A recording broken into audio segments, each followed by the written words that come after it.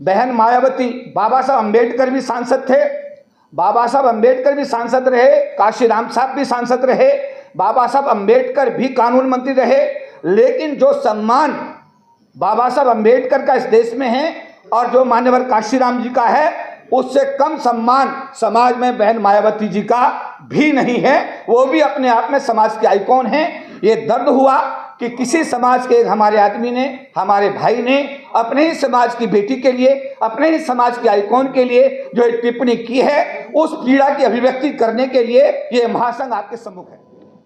देखिए, ये बैनर अगर आप देखें, इसका नाम है All India Federation of SC/ST Organisation. ये इस समय हम जो आप लोगों के साथ मुखातिब हैं, पूरी तरह सामाजिक जिम्मेदारी से बंधे हुए हैं और सामाजिक दायरे में बातें हो रही हैं। राजनीतिक लोग राजनीति लेवल पर क्या कर रहे हैं, वो फोरम दूसरा है, वो बातचीत दूसरी है। बीजेपी एक राजनीतिक पार्टी है और आज समाज की तरफ से हाँ, ये जरूर हम आपको कहेंगे कि जो हमने अभी सोशल मीडिया के माध्यम से और मेन स्ट्रीम मीडिया के माध्यम से देखा कि मुख्यमंत्री के कार्यालय में बाबा साहब अम्बेडकर का फोटो मुख्यमंत्री के पीछे लगा हुआ था। नए मुख्यमंत्री ने आने के बाद में उस फोटो को वहां से हटा करके कहीं दूसरी तरफ या तो हटा दिया है या उसकी स्थिति पता नहीं है। जो बाबा साहब अम्बेडकर का फोटो हटाया गया है, महासंघ उसकी घोर भर्त्सना और निंदा करता है सामाजिक दायरे में। मैं स्पष्ट करना चाहता हूं, ये प्रेस कॉन्फ्रेंस पूरी तरह सामाजिक है, गैर राजनीतिक है और सामाजिक दायरे में ही सारी बातें हो रही हैं। बहन मायावती, बाबा साहब अंबेडकर भी सांसद थे, बाबा साहब अंबेडकर भी सांसद रहे, काशीराम साहब भी सांसद रहे, बाबा साहब अंबेडकर भी कानून मंत्री रहे। लेकिन जो सम्मान बाबा साहब अंबेडकर का इस देश में है और जो मान्यवर काशीराम जी का है, उससे कम सम्मान समाज में बहन मायावती जी का भी नहीं है। वो भी अपने आप में समाज के आइकॉन हैं। ये दर्द हुआ कि किसी समाज के हमारे आदमी ने, हमारे भाई ने अपने ही समाज की बेटी के लिए, अपने ही समाज के आइकॉन के लिए जो एक टिप्पणी की है, उस पीड़ा की अभिव्यक्ति करने के लिए ये महासंघ आपके सम्मुख है। देखिए, संगठन के कुछ तौर तरीके होते हैं, संगठन के कुछ नियम होते हैं, संगठन की बैठकें होती हैं, संगठन के फैसले होते हैं। इस संबंध में महासंघ की बैठक बुलाने के बाद, क्योंकि संगठन बहुत बड़ा है, संगठन में एक आदमी नहीं होता, लाखों लोगों का संगठन है, सबकी सहमति के बाद आज ये प्रेस कॉन्फ्रेंस की जा रही है। तो आपने ये प्रेस रिलीज में दिल्ली सचिवालय में जो घटना हुई है उसकी अपने निंदा किए हैं। आज की बैठक डेडिकेट है, बहन मायावती जी तक सीमित है। इसके लिए अलग से प्रेस कॉन्फ्रेंस, जैसे भारत के गृह मंत्री द्वारा जब 4 बार ये कहा गया, ये फैशन हो गया है कि बार बार उन्होंने रिपीट किया, उसके लिए भी प्रेस कॉन्फ्रेंस की गई सोशल मीडिया पर और महासंघ ने अपनी जिम्मेदारी का निर्वहन किया। इस संबंध में भी एक पत्र दिल्ली के मुख्यमंत्री को भेजा जा चुका है, लेकिन क्योंकि ये प्रेस कॉन्फ्रेंस उस विषय पर नहीं है, इसलिए उसका समावेश नहीं है। क्या 1997-98 के आंदोलन को उदित राज कहते हैं कि मेरे द्वारा किया गया था, और जितनी एट्रोसिटी हुई है, क्या फेडरेशन हाई कोर्ट गया, सुप्रीम कोर्ट गया, क्या आपके पास इसका कोई डेटा है? महासंघ के द्वारा, जैसा मैंने अभी कहा कि वर्ष 1997 में तत्कालीन आयोग के चेयरमैन एच हनुमंतप्पा साहब के कक्ष में जब भारत के सुप्रीम कोर्ट ने अनुसूचित जाति जनजाति समाज के लोगों का आरक्षण समाप्त किया, तो उनके चैम्बर में सभी सरकारी अधिकारी कर्मचारी संगठनों को बुलाया गया और वहां पर एक परिसंघ के गठन का तय निर्णय लिया गया। महासंघ के सेक्रेटरी लीगल इस समय यहाँ पर मंच पर हमारे साथ बैठे हुए हैं। पिछले दिनों में भी महासंघ के द्वारा सुप्रीम कोर्ट के अंदर बाकायदा, जो अभी सुप्रीम कोर्ट ने एक आदेश पारित किया था, उसके विरुद्ध जाकर के हम लोगों ने सुप्रीम कोर्ट में रिव्यू पिटिशन दाखिल किया है। और इन जो लीगल आपके सवाल हैं, उनके जवाब हमारे लीगल सेक्रेटरी आर बाग साहब आपको जरूर देंगे।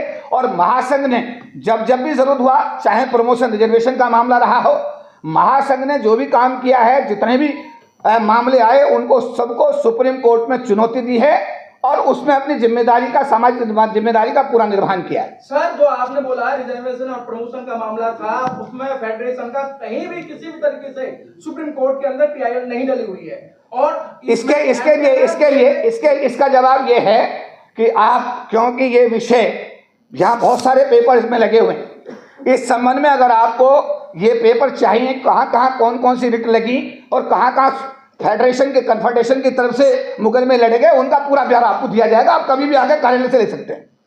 सर, जोशी जी से सवाल है, जैसे आपने भी कहा कि राहुल गांधी जी ने रायबरेली में बोला कि मायावती जी मजबूती से चुनाव नहीं लड़ती बीजेपी के सामने, तो क्या राहुल गांधी की लड़ाई बसपा से है या फिर बीजेपी से? एपी चौधरी जी, एक सवाल है, जब बहन जी ने बोल दिया है कि उनको किसी भी तरह का टूल नहीं दिया जाए, उनको कोई तवज्जो नहीं दिया जाए, तमाम वो सब चीजें बोल दी बहन जी ने कि ऐसे नेता को, यस, आपका सवाल बड़ा वाजिब है, एक मैं पूरा कंप्लीट कर दूं। जी। जब उनको इतना सब कुछ बोल दिया गया बहन जी के द्वारा कि उनको लाइमलाइट नहीं दिया जाए, वो खत्म हो चुके हैं, वो वापसी करना चाहते हैं, तो आपकी प्रेस कॉन्फ्रेंस उनको फिर जिंदा करने के लिए है? जी जी, आपके सवाल का जवाब ये है, और बड़ा महत्व का, थोड़ा अशोक कुमार जी ने, हमारे एक्टिंग चेयरमैन ने स्पष्ट किया, मैं उसको स्पष्ट भी करना चाहता था, लेकिन आपने बहुत अच्छा किया, सवाल कर लिया।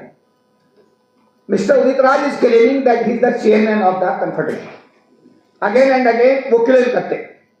मैं समाज को स्पष्ट करना चाहता हूं कि ये कन्फेडरेशन फेडरेशन समाज के सरकारी अधिकारी कर्मचारियों का एक बड़ा देश का अपेक्स बॉडी है, जिसके अंदर अभी बताया गया इंडियन रेलवे है 3.5 lakh, state bank of India 80,000, PNB 50,000, LIC 33,000, bank विद्युत बोर्ड फेडरेशन 1.5 लाख। इसी टाइप से सारे विभाग जो यहाँ पर जुड़े हुए हैं, पंजाब नेशनल बैंक 50,000, ये सब जाकर लाखों लोग जुड़ते हैं। उस समय उदित राज जी को चेयरमैन बनाया गया, लेकिन आपको जो प्रेस विज्ञप्ति दी गई है उसमें उनके एक्सपेंशंस के ऑर्डर्स भी आपको दिए गए। वर्ष 2000 में उनकी आर्थिक अनियमितताओं के चलते हुए उनको लीगल नोटिस दिया गया। उसके बाद उनके लिए होटल कनाट के अंदर प्रेस कॉन्फ्रेंस की गई। उसके बाद में उनको बावला का ऑडिटोरियम में जनरल बॉडी करके निकाला गया। तत्कालीन सेक्रेटरी जनरल और तत्कालीन एक्टिव चेयरमैन के सिग्नेचर में प्रेस विज्ञप्ति आपको दी गई है। तो ये आपका पर्सनल नहीं, एक सेकंड, पर्सनल मैं I am coming to your point, let me explain. आपने सवाल किया, यहाँ इशू ये है कि ये गलती जो की है उदित राज ने की है, ये सरकारी अधिकारी कर्मचारियों के महासंघ ने नहीं की है। महासंघ बाबा साहब अम्बेडकर का, ज्योतिबा फूले का, मान्यवर काशीराम जी का, बहन मायावती जी का, समाज के जो भी महापुरुष हैं उन सबका हृदय से सम्मान करता है, उनको सल्यूट करता है और उनके किए गए कार्यों के लिए उनको नतमस्तक होता है। एक आदमी ने महासंघ का परिषद का नाम लेकर के उसने और भी बहुत सारी बातें कही हैं जिनका हम आपके यहाँ पर खंडन करना चाहेंगे।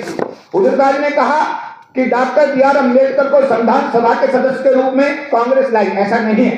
डॉक्टर बी आर अम्बेडकर को संविधान सभा के सदस्य के रूप में बंबई प्रांतीय विधानसभा में कांग्रेस ने हराया।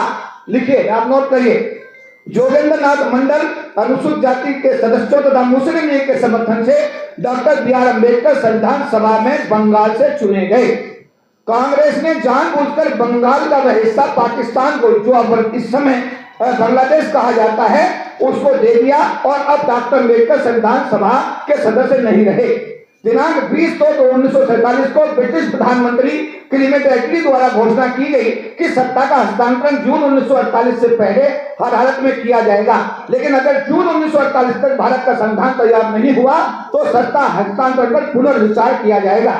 इस दबाव में कांग्रेस के पास में डॉक्टर बी आर अम्बेडकर को मुंबई विधानसभा में दोबारा से संविधान सभा का सदस्य बनाने के अलावा और कोई चारा नहीं रहा। वर्ष 1954 में डॉक्टर बी आर अम्बेडकर को कांग्रेस द्वारा राज्यसभा का सांसद नहीं बनाया गया, बल्कि भारत के राष्ट्रपति ने अपने अधिकार का प्रयोग करते हुए अपने द्वारा 12 मनोनीत किए जाने वाले राज्यसभा सांसदों में से एक डॉक्टर बी आर अम्बेडकर को वर्ष 1954 में राज्यसभा का सांसद बनाया। कांग्रेस ने नहीं बनाया, ये नॉमिनेटेड थे, जो 12 आदमी चुने और जो 12 आदमी नॉमिनेट करने का अधिकार राष्ट्रपति का। कांग्रेस ने सदन के अंदर और सदन के बाहर हिंदू कोड बिल का जमकर विरोध किया, जिससे दुखी होकर बाबा साहब भीमराव अम्बेडकर जी ने कानून मंत्री का पद छोड़ दिया तथा कांग्रेस सांसदों द्वारा किए जा रहे हिंदू कोड बिल के विरोध के चलते इस बिल के लोकसभा में गिर जाने पर डॉक्टर बी आर अम्बेडकर को इतना दुख हुआ कि उन्होंने भारत के कानून मंत्री से इस्तीफा दे दिया। कुटिल कांग्रेस की चाल के चलते अंबेडकर जी के निजी सचिव काजोलकर को अपना प्रत्याशी कांग्रेस द्वारा डॉक्टर बी आर अम्बेडकर के पहला चुनाव जो उन्होंने 1952 में मुंबई नॉर्थ जनता से लड़ा, उनके सामने लड़ाया और डॉक्टर B.R. अम्बेडकर को 15,000 वोटों से हरवा दिया। इसके बाद वर्ष 1954 में डॉक्टर B.R. अम्बेडकर ने महाराष्ट्र के भंडारा निर्वाचन क्षेत्र से चुनाव लड़ा, जिसको कांग्रेस ने अपने कैंडिडेट के द्वारा 8,500 वोटों से हरा दिया। इस प्रकार उदित राज जी के द्वारा, डॉक्टर उदित राज के द्वारा इस विषय में जो प्रेस वार्ता में ये बिंदु दिए गए हैं, महासंघ इनका तथ्यों के साथ में खंडन करता है, विरोध करता है। लेकिन आपके पीछे जो लगा हुआ है कि मायावती ने समाज का गला घोंटा, उसके ऊपर आपकी प्रेस कॉन्फ्रेंस है बेसिकली, जो आपका पूरी तरह से फोकस है जी। तो क्या लगता है कि अब मायावती के सिर पर चीजों को रख के उदित राज को काउंटर किया जा रहा है इस फेडरेशन के द्वारा? उदित राज जी हमारे समाज के भाई हैं, हमारे पुराने सहयोगी हैं। हमारी कोशिश ये है समाज इकट्ठा रहे, एकजुट रहे, ऐसी टिप्पणी ना हो, आपस में बिखराव ना हो, एक दूसरे के पूरक बनकर काम करें। जब तक समाज इकट्ठा रहेगा, बाबा साहब ने कहा शिक्षित बनो, संगत रहो, समय निभाता, और इकट्ठा रहोगे समय निभाता। हमारा कहना यही है, डॉक्टर उदित राज जी से आज प्रेस कॉन्फ्रेंस के माध्यम से उन्होंने जो ये बयान दिया है, उससे समाज का एक बहुत बड़ा तबका बेहद आहत है। उनको अपने इस बयान के लिए खेद व्यक्त करना चाहिए, माफी मांगनी चाहिए अपने समाज के आइकॉन से, और भविष्य में ऐसी हरकत करने से उनको बचना चाहिए। गिरफ्तारी की मांग करते हैं। साथ साथ में जो उन्होंने ऑफेंस किया है, देखिए भारत में एक संविधान है, संविधान में प्रावधान है, प्रावधान में जो प्रावधान है ऑलरेडी ये मैटर ऑलरेडी सरकार के सम्मुख है, और सरकार जो भी प्रावधान होंगे उसके तहत अपनी कार्रवाई मेरे खिलाफ भी, आपके खिलाफ भी, सबके खिलाफ बनती है। लेकिन उदित राज जी कह रहे हैं कांग्रेस से कोई लेना देना नहीं है। फिर आपने एक बात कही कि उदित राज जी हमारे भाई हैं, सर भाईचारा तो घर में निभाना चाहिए, रिश्तेदारी में निभाना चाहिए। ये प्रेस कॉन्फ्रेंस में भाईचारा किस बात का? देखिए, ये भाईचारा समाज का, ये जो भाईचारा आप कह रहे हैं, दो व्यक्तियों के बीच का नहीं है, ये समाज का, ये पूरे समाज का विषय है। इसीलिए समाज के सम्मुख इसको लाना बेहद जरूरी है। जहां तक मेरी व्यक्तिगत बात है, आप मेरे मित्र हो सकते हैं, मैं आपका मित्र हो सकता हूं, लेकिन अगर जहां पूरे समाज की प्रतिष्ठा और हमारे समाज की जो आइकॉन है उनकी प्रतिष्ठा दांव पर लगी हो, और जहां पर इस टाइप के सवाल खड़े हों, तो उनको ऐसी प्रेस कॉन्फ्रेंस करके अपने पक्ष को प्रस्तुत करने का इस डेमोक्रेटिक देश में सबको अधिकार है। देखिए केपी जी, ये कांग्रेस का पुराना इतिहास रहा है, चाहे रीता बहुगुणा जैसी हो, चाहे ये उदित राज जी हो, या इससे पहले अवकाश रामबा हो, बहन जी को निशाना बनाया लोग टिप्पणी के लिए, बहन जी के लिए कभी आपने पीसी नहीं की, उदित राज जी को लेकर आप आ गए हैं आज प्रेस क्लब। देखिए, जब भी आपने जो अभी बात कही, जब भी ऐसे चीजें आती रही हैं, आपको साथ महासंघ का इतिहास में जाने की जरूरत पड़ेगी।